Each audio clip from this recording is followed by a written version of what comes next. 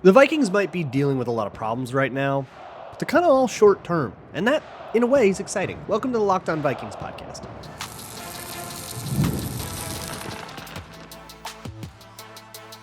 You are Locked On Vikings, your daily Minnesota Vikings podcast, part of the Locked On Podcast Network, your team every day.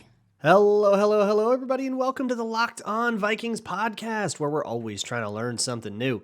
It's part of the Locked On Podcast Network, your team every day. And thank you so much for making Locked On Vikings your first listen of the day, each and every day. I appreciate you all so very much.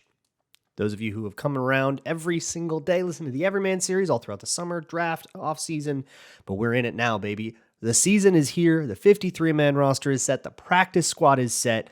And we are ready to go. If you want to keep listening to Locked On Vikings, just search it out wherever you listen to your favorite shows. Search out Locked On Vikings. You can also find it on YouTube or Amazon Fire and Roku if you download the Locked On Minnesota Sports app. Today's episode is brought to you by Gametime. Download the Gametime app, create an account, and use code LOCKEDONNFL for $20 off your first purchase. Terms apply. Download Gametime today. What time is it? Gametime. Today on the show, I'll update you on some of the bits of news that come in the day after roster cuts, which is kind of waiver claim day. A few Vikings go elsewhere. We'll go into all of that. But I found it sort of interesting that the Vikings top to bottom now, their 53-man roster and their entire practice squad, entirely, at least for the moment, entirely built out of people who are in the building for camp. That is really rare. At some point, everyone takes one guy off the practice squad that you had a high draft grade on and they didn't make it, and maybe you bring them over here. Every single player was in camp. And I mean, I guess that I wonder if that correlates to preseason success, because the Vikings' depth looked great in the preseason. There were a lot of really good performances, and all those guys made it. But there were also bad performances, like Jalen Williams. He's on the practice squad. I'll just real quick give you the list of names here. N'Keal Harry, Dwayne McBride is back. Myles Gaskin is on the practice squad. I'm going to guess one of those two gets elevated for the Giants game. There is something, by the way, with Myles Gaskin. So when you have a veteran who's vested, who's been in the league for a while, they have like minimum guarantees. There are like minimums to that contract that you have to have.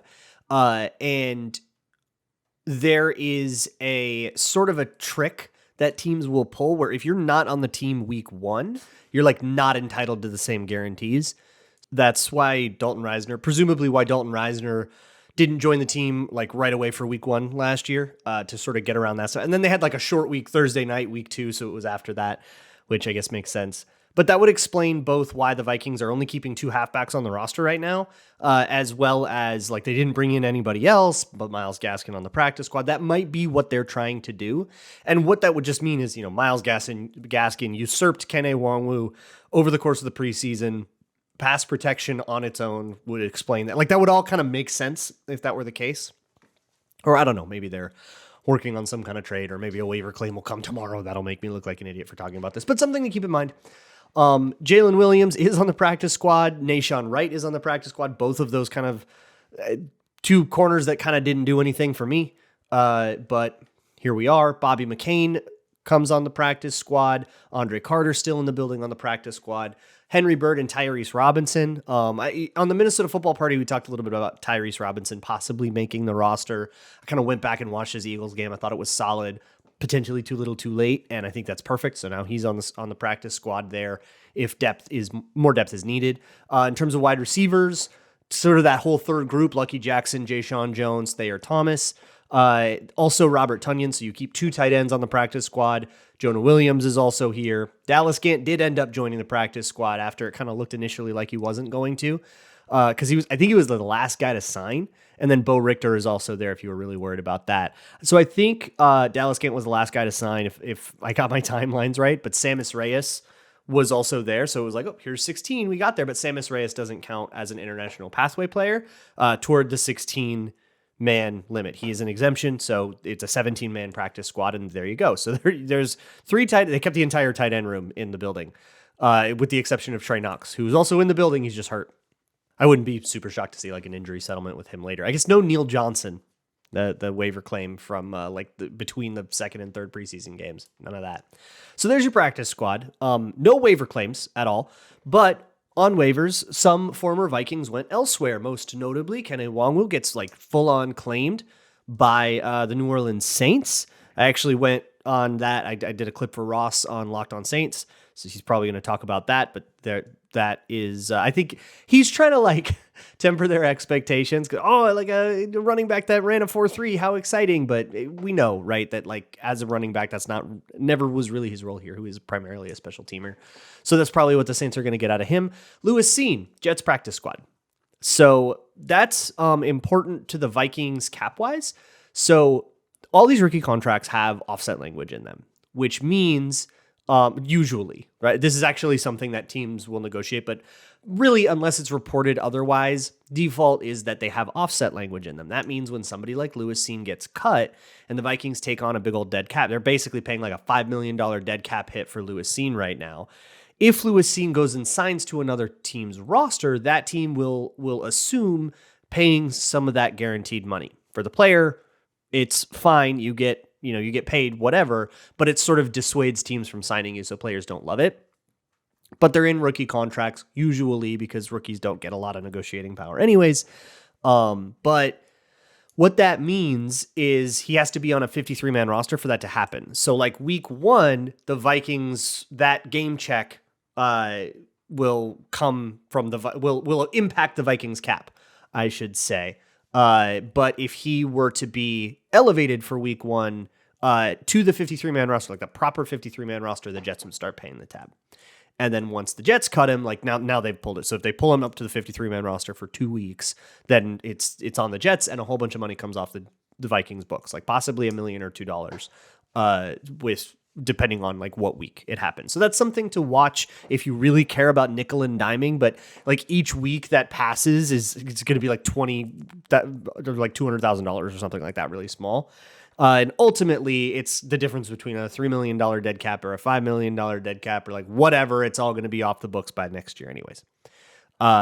Except for some prorated signing bonus stuff, which is also small and isn't impacted by this at all. So that's part of it. Jaquelin Roy, last I saw as of this recording, still choosing between a number of teams. I don't know if the Vikings are one of them trying to bring him back, but that's another situation potentially to watch. And I think that's about it for like interesting players that kind of ended up elsewhere. But I can't get out of my head that the anomaly that this year is of everybody that was in the building is staying in the building, right? Like everybody in the building right now was here before. Nobody's coming in. There's no, holy crap, this group sucks, let's bring in a new guy. All of it was, I mean, the corners, at least they all were here for camp, right? And waiver claims is such a common place to go like address roster holes. It really is a vote of confidence in the depth to do that. That's really what it means to me. And it makes me think a little bit more about the long-term prospects of the Vikings. So let's talk about that and why we can probably be a little bit more excited than most teams in a rebuild, I think, can. That'll be next. Folks, if you're like me, and I know you are, and y'all get the post-lunch sleepies, how about a 5-hour energy? 5-hour energy has 0 sugar. It's convenient. It's portable. You can carry it around with you until you need it, and it gives you the pick-me-up that you need. More than 70% of people hit that wall right after lunch as you're digesting and you get really sleepy. That is what 5-hour energy is for. They give you the feeling of alertness and energy you need to get in the zone. The 5-hour energy website also has really great flavors like watermelon, tropical burst, grape, berry. There is a flavor for everyone. So mix and match, try them all out. If you go to 5hourenergy.com, by the way, that's the number 5, hourenergy.com, you can get some 5-hour energy product today. If you use my promo code LOCKEDONFB, that's LOCKEDONFB, all one word, you can receive 20% off of your order. The offer is only valid through September 30th on one order and cannot be used with other promotions, and the code is not good on subscription orders. Go to 5hourenergy.com today. Moving on here with the Locked On Vikings podcast. Thank you so much for hanging out, making Locked On Vikings your first listen of the day every single day. When you're done here for your second listen, go check out Locked On Fantasy Football. Get ready for your draft. Something hit your feeds yesterday, in addition to the normal Wednesday edition of the Locked On Vikings podcast, which actually went up early. It went up like Tuesday evening, afternoonish, because I wanted to be like really quick on the 53-man roster cuts. And then we did the NFC North preview. So go check that out if you haven't listened to it yet. Got together with Peter Bukowski of Locked On Packers, Lauren Cox, Locked On Bears, and Matt Derry of Locked On Lions. We do this every year. We do a big panel on, who the favorites are, who the players to watch are, the X factors, all that. And here's the thing. The Vikings are a distant last in NFC North odds right now. The Bears have an exciting rookie quarterback, and our exciting rookie quarterback is on IR. The Packers are all frothing at the mouth over Jordan Love. The Lions feel like they're finally a serious team for the first time in, half a century. There's a lot of optimism surrounding those three teams, and there's not a lot of optimism surrounding the Vikings, right? Other than the sort of bedrock classic optimism you always get in July and August of people going, well, what if this is the year Sam Darnold's an MVP, and talking themselves into the... If you listen to that, you're going to hear the same thing that I have been saying here, basically all offseason, that I'm not big on the Vikings in 2024. That 2024 is not the year the Vikings are really building this to have. It's a Sam Darnold year, right? And even with J.J. McCarthy in, there was still a pretty good chance that it would be a large portion of it would be a Sam Darnold year. Maybe all of it would still be a Sam Darnold year, depending on how he developed. Of course, that preseason game made it look like maybe it was going to be faster, good camp and all that. We had a lot to be excited about. But now it's a full Sam Darnold year. And that has not worked well for other teams who have decided to go for a full Sam Darnold year. The last time a team did that, it was Carolina, and he was like benched halfway through the season. And even though there are a lot of counter arguments to that with Darnold specifically. One is, Kevin O'Connell, Justin Jefferson, you're going to get stats on this. Honestly, Sam Darnold, fantasy QB, I kind of dig it. That's going to be a volume offense, I think, no matter who you have under center, because that's just how Kevin O'Connell rolls. That would be the way that I think about it. You've got Justin Jefferson, we're going to throw a lot. So kind of like Darnold as a fantasy QB, but as an actual winning QB, can we get a handle on the turnovers, all that? Those are all really big questions. And the roster is just not really a complete thought long-term quite yet, especially in the secondary. There's just a lot of older players, Harrison Smith, now Gilmore, and, guys on one-year deals, Fabian Moreau, Shaq Griffin, Byron Murphy's on the last year of a deal. But ultimately, I think the thing that stands to hold the Vikings back the most is if Sam Darnold isn't a magically new and improved version of himself. And whatever we think about that, Sam Darnold can only do so much harm to the Vikings because he can suck real bad this year and it doesn't matter for next year. You can't say the same about Caleb Williams, right? Caleb Williams is just trash and the preseason was a lie and all the draft hype was a lie. And it's just like a Bryce Young catastrophe. That does more harm to the Bears than a Sam Darnold catastrophe does to the Vikings, right? Because he's a bridge quarterback. That's all he is. It's J.J. McCarthy in 2025, come hell or high water. And thinking about that, I start thinking about the youth on the roster that is there, right? And it's not complete yet. I think they would need to basically point an entire offseason at cornerback and then just call that. But with the emergence of younger players like Levi Drake Rodriguez, possibly these undrafted, unheralded guys like Taki Taimani or UFL, Jalen Redmond, Gabe Murphy. The defensive line has a bit of a low-key youth movement that's just, it's not here yet. It's developing, but possibly contributes more down the line. In terms of the core of the Vikings, you ask, what will the Vikings look like in, say, 3 years? We want to talk long term, right? What will the Vikings look like in 3 years? Well, we kind of have the answer to that. And, you don't need a lot of assets when you already have the guys under contract. It's already earmarked. We know we're going to spend this much money on TJ Hawkinson, this much money on Justin Jefferson, this much money on Christian Darrisaw. That'll be by 2026. That'll be Jordan Addison's fifth-year option season, I believe. No, it'll be his the fourth year. So he'll probably be looking at an extension, right? So it kind of bugs me. Not when the Vikings are discounted in the short term for 2024. It's a Darnold year. You don't believe in that. I get it. But more so when you look at the Vikings long term and you go, I don't get what that's going to be. People ask, what are the Vikings supposed to be building here? It's on the roster. They've built it. And to everybody who was super annoyed about the competitive rebuild for 2 years, this is the fruits of that. That you don't have to rebuild for 3 years. We're rebuilding for 1. There's something really worth appreciating there. Not to mention the assets of the future. Let's talk about the good and the bad of that next. Today's episode is brought to you by Gametime, the best place to find last-minute tickets to anything sports, concerts, comedy, theater, and how about Gametime does a little bit of curation for you, helping you find all the best deals if you're the kind of person that just wants to go to something on a Saturday night, you don't know what to do, you're going to buy tickets last minute, let Gametime do a little bit of deal hunting for you, and you can find something within your budget.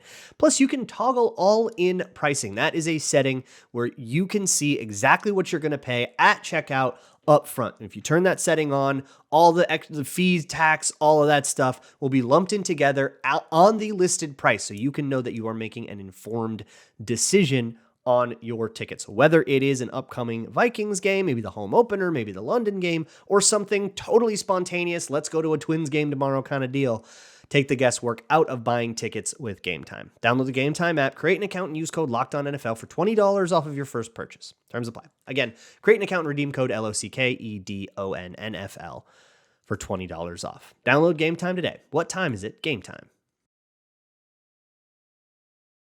Moving on here with the Locked On Vikings podcast. So here's the deal. I'm sort of hinting at it, skirting around it. I'm excited about the Vikings in the long term because they have a core locked down and they've been working on that.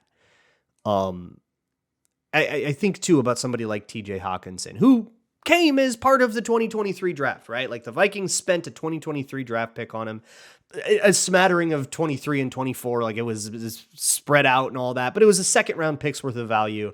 It utilized the second round pick in 2023. So I feel like that's a reasonably accurate shorthand for it, even though it's not like perfectly encapsulates, but basically that draft gave you Addison, Hawkinson, and then Blackman we were excited about, but he got hurt too bad. But that draft, I think, gave you and plus Ivan Pace, which is also a guy, whenever you hear about the long-term future of the Vikings or their like ability to find young talent in the draft, you never hear about Ivan Pace. And you want to know why, especially nationally? It's because people are going to the PFR draft history page and they're not seeing Ivan Pace because they haven't thought about the Vikings in months when they're doing this kind of content. And they're just like looking at the PFR page to see who the Vikings drafted because they didn't pay attention. And when it's not listed as Ivan Pace, they're not going to talk about Ivan Pace. And they're going to be like, where's Kwesi finding all this talent? Well, guess what? Ivan Pace was like 4th in defensive rookie of the year odds for like most of last season. And I think that's an appropriate way to think of him as in terms of like the level of defensive talent the Vikings found there. And they might have done it again here with like a whole bunch of undrafted dudes making the team again. It's a thing and it's part of the draft. I super don't understand why people be like, why people will like say that Kwesi can't draft and then just like deeply ignore what he gets when he uses the draft picks on a veteran, like with TJ Hawkinson, and then what he can get without a draft pick in undrafted free agency. It's like so cherry picked. And really it just boils down to he drafted Lewis Cine and I stopped evaluating after that, which I think is a pretty naive way to look at it. Okay. Rant over. The Vikings core is set. The defensive core is also locked down outside of the secondary, which not a complete roster yet, but one off season away feels really doable. You have guys like Cashman, Jonathan Grenard locked up now. Grenard's on a 4-year deal? Yeah, he signed through 2027. You've got Brian O'Neill signed through 2026. You've got Grenard through 2027. You've got Jefferson, Darisaw through 2027. You'd still have McCarthy on a rookie deal then. You have through 2026. Blake Cashman. You've got Jordan Addison, who probably will be extended by then and be part of this as well. You have Hawkinson. Like, you have quite a bit here. Hawkinson through 2028, I believe. No, 27 with a void year. You have the next 3 to 4 years of the Vikings. Like, the principal pieces are all in place. There's no need to use a draft pick. There's no need to spend a lot of money. These are the core pillar pieces, and the rest of the assets now are pointed at filling in the holes and papering over the weaknesses around those players. So if you look at, if you look at the secondary, here's the other thing. in 2025, the Vikings are top 10 in cap space. They got $63 million right now they're looking at in 2025. It's insane. They're out of the Kirk Cousins dead cap hell. They're out of a bunch of dead cap hells. In 2025, their salary cap, the highest dead cap hit is Lewis Cine with 1.3 mil. They've got 3 mil total. And you're not going to see this continued slashing, this cap casualty thing that they've been doing. So Kwesi did the rebuild. I guess that's what I'm getting at here. Everybody thought that the being competitive part of the rebuild would make it so you can't rebuild. But we are looking at a roster that has very much been rebuilt. Give it one more year, and I think 3 years to build a roster that's about the same pace the Bears are on, right? They're not complete yet either. In terms of like especially that defensive roster still has pieces that I think Bears fans would want to replace that O-line as well. And give them one more offseason. I think they have absolutely every chance to be a completed roster. Like they're within arm's reach. So what was everybody complaining about the whole time? Kind of beats me. The only other thing, I'm sure everybody's screaming at me about this already, is that the Vikings don't have a lot of draft picks. They've got their first rounder and 2 5th rounders next year. That's it. So comp picks might come in and change something about that. But also, they should get a 3rd round pick to help a lot with that. But also, cares? It got them J.J. McCarthy and Dallas Turner. And that's the thing you have to remember when you are going into a draft without a perfectly clean 1st, 2nd, 3rd, 4th, 5th, 6th, 7th. Why? What did you get for that? It doesn't mean you've lost that pick. You didn't get it stripped like you forfeited it because you did a tampering scandal. No, you are just already spent it on something, right? Last year, not having a 3rd, this past draft, not having a 3rd round pick, and instead having 2 4ths because that was part of the Hawkinson trade. You already got something for that, right? You already have TJ Hawkinson for that, and that has proven to be absolutely worth a 2nd round pick. Irv Smith or TJ Hawkinson, like, come on now. So that is fine by me. And it's only one draft, too. We're totally back to normal after 2026. So the long term, right? The super bird's eye view of all of this is a team with a lot of assets, a core in place, and a few problems to solve. That's a fairly standard offseason position and a rookie quarterback. This might not be the year, but next year, no excuses. We're ready to roll. So I once again look at the problems that the Vikings have going into this year. Okay, quarterback, call it a problem, right? Maybe you really believe in Sam Darnold. You don't agree with me, but however you feel about quarterback, that is a short-term situation. It's J.J. McCarthy from here on out, right? TJ Hawkinson is hurt. Well, that's a short-term problem right now. He's figures to be back at some point this season, and by 2025, it'll be a thing of the past. Jordan Addison, he's a little bit hurt right now. A short-term suspension may be looming for him, but all short-term stuff, right? Some people think that situation will affect his ability to get a contract. You think much too highly of the morals of the NFL. They don't care. The old phrase, I forget who said this, but I think was it Belichick that was like, if Hannibal Lecter ran a 4.3, they'd call it an eating disorder, right? And ESPN would play sad piano music over an interview with his mom about how he overcame his eating disorder. They don't care. You might. They don't. All short-term stuff. And so right now, the year that wasn't really built to be the year anyways, this was always going to be a transition year to the rookie quarterback, was always going to be the rookie quarterback year. You hoped he could be ready. You hoped you could be set to nurture him if he really just showed up and played really well, CJ Stroud style. Maybe you could make a run for the division or whatever. But it's not to be. Okay, so be it. It's a transition year. But come this time, 365 days from now, so much of the stuff we're talking about will be gone. Thing of the past. And isn't that kind of exciting? I'm sure they'll have their own host of problems. It's an NFL team. They always do. I think right now, the only major long-term, oh crap, what are we going to do, is at cornerback. Because none of these guys are under contract. It's the only one. They got that bill for the short term, but not the long term now, right? But one offseason with one very glaring problem and everything else, at least the bones of it in place, is a very manageable offseason, especially with $63 million cap and saving your first round pick. Maybe getting a compensatory third, right? Maybe other trades are on the horizon. I sort of doubt that holds. But whatever comes in the next few years, just because I'm not big on the Vikings' chances to beat their 8.5 or their 7.5 win total on FanDuel, doesn't mean that I don't think they're headed the right direction. I guess that's all I wanted to kind of clarify in this one. I'll talk to y'all tomorrow. And as always, Skull.